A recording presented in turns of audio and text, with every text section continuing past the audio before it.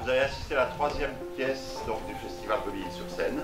On a déjà eu une très belle pièce en ouverture du festival hier soir, Les Femmes.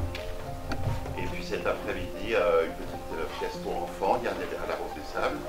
Et ce soir, c'est la boîte en coquillage, la mystérieuse boîte en coquillage. Vous allez savoir ce que renferme cette boîte. Il y a encore trois pièces pour le festival. Donc une pièce ce soir à 20h30 à Oscar, Chic. Et puis demain, une pièce à 15h pour les enfants, de nouveau Panique au Pays des Contes, ici. Et à 17h, Burlingue à Oscar pour clôturer le festival. Alors juste avant de voir ce que renferme cette mystérieuse boîte en coquillage, les gars de la rampe vont vous livrer le mystère des loges d'un théâtre. Bonne soirée.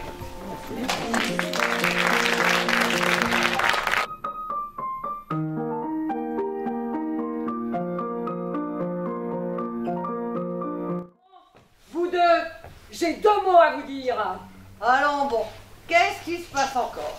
Ras-le-bol de votre jeu à tous les deux. Et quoi? Ça suffit cette histoire d'émotion. Et... Je vous l'ai dit 100 fois, je ne veux pas d'émotion. Qu'est-ce qu'il y a avec tes émotions?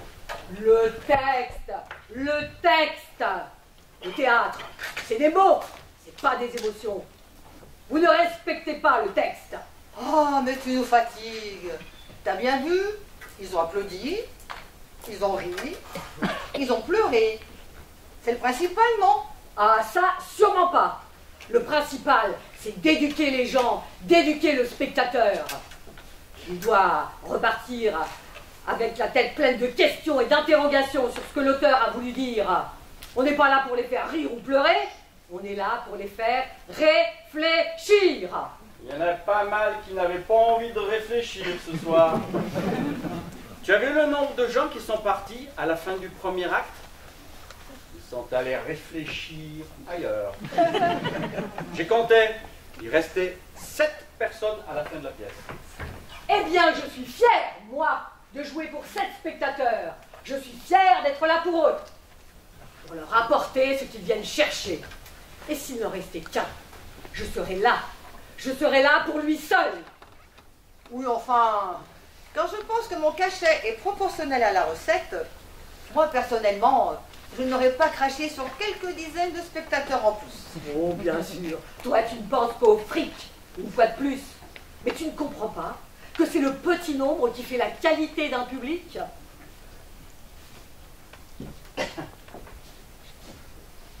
Je déteste la foule. La foule est médiocre. La foule est pitoyable. Eh bien, il y en a des médiocres dans tous ces théâtres qui affichent complet tous les soirs. Et vous aussi, vous êtes des médiocres. Vous ne comprenez rien. Ce que vous devez donner aux spectateurs, c'est du sens, un assemblage de mots dans lequel l'auteur a mis tout ce qu'il est pour faire grandir l'âme du spectateur. Oui, ben excuse-moi, mais quand je dis à Gaspard, est-ce que tu vas acheter des courgettes ce matin? Je n'ai vraiment pas l'impression de faire grandir l'âme de qui que ce soit. Mais c'est parce que tu n'as pas mis assez d'intensité dans le mot courgette. Je te l'ai dit 100 fois. Cette courgette, c'est le nœud de la pièce. C'est presque le personnage central. Tout le sens, tout le questionnement des personnages tourne autour de cette courgette. En revanche, quand je reviens et que je te flanque une gifle, justement parce que tu as oublié de me dire d'acheter des courgettes, là, j'ai eu l'impression d'une vraie émotion dans ton personnage.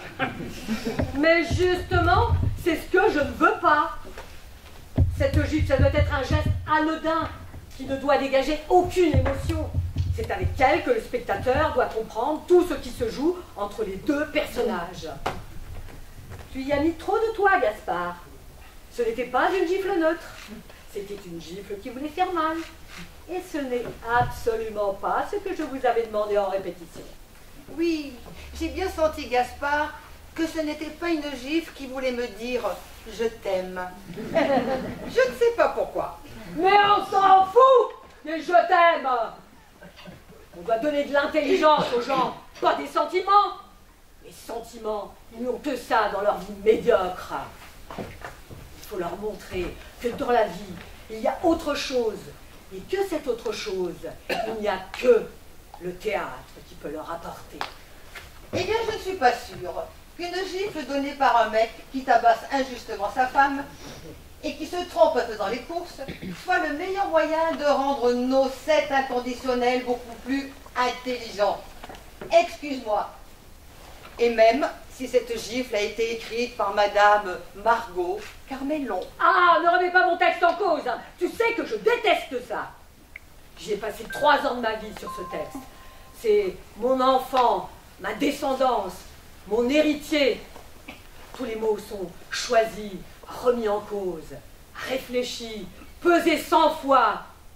Aucun mot n'étant trop, et il n'en manque aucun. Et sur la gifle, tu y as passé combien de temps? 3 mois? Et sur de merveilleuses phrases comme « Le chien n'a pas fait pipi ce matin quand je l'ai sorti » ou « Quand je pense que Violette ose sortir avec un pantalon rose ». On sent l'intense réflexion de l'auteur pendant plusieurs années, là. Et la courgette?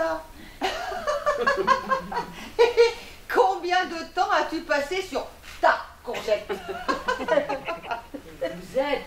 Vous êtes petits, l'un comme l'autre, petits. Je ne sais pas pourquoi je m'acharne à vouloir travailler avec vous depuis si longtemps. Pourquoi? Mais je vais te le dire, ma petite Margot. Je vais te le dire. Parce que personne d'autre ne veut plus jouer tes pièces depuis des années. Parce que quand les autres acteurs reçoivent des manuscrits signés Margot Carmélon, ils mettent l'enveloppe directement à la poubelle qu'ils la mettent l'enveloppe. Même pas dans le bac de recyclage. Des fois que ta pièce leur revienne recyclée sous une autre forme. Voilà pourquoi tu travailles avec nous. Et accessoirement, parce que nous avons besoin d'argent en ce moment. Et que nous sommes prêts à jouer n'importe quelle pièce. Et oui, c'est difficile à entendre, ça, n'est-ce pas? Tu n'as plus que nous, ma chère Margot. Alors il va falloir te contenter de notre petitesse, de notre jeu médiocre et des vagues émotions que nous essayons de faire passer sur scène. Parce que quand même, il nous reste quelques scrupules. Et que quand même, nous essayons de faire notre métier correctement. En parlant de courgettes et en distribuant des baffes. Mais vous ne comprenez pas. Ce texte, c'est toute ma vie. J'y ai mis tout ce que je suis, tout ce dont je rêve. Peut-être, sans doute même.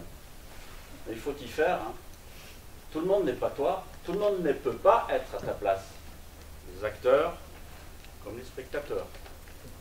Oh, et puis je ne peux plus supporter cette conversation. Je vais aller rejoindre ma famille. Ils doivent m'attendre dans la salle. Ah bon? Tu avais des proches dans la salle? Et combien de membres de ta famille as-tu réussi à rendre plus intelligents ce soir? Je ne sais pas. Mon frère m'avait demandé de réserver 7 places. Mais je ne sais pas s'ils ont pu tous venir.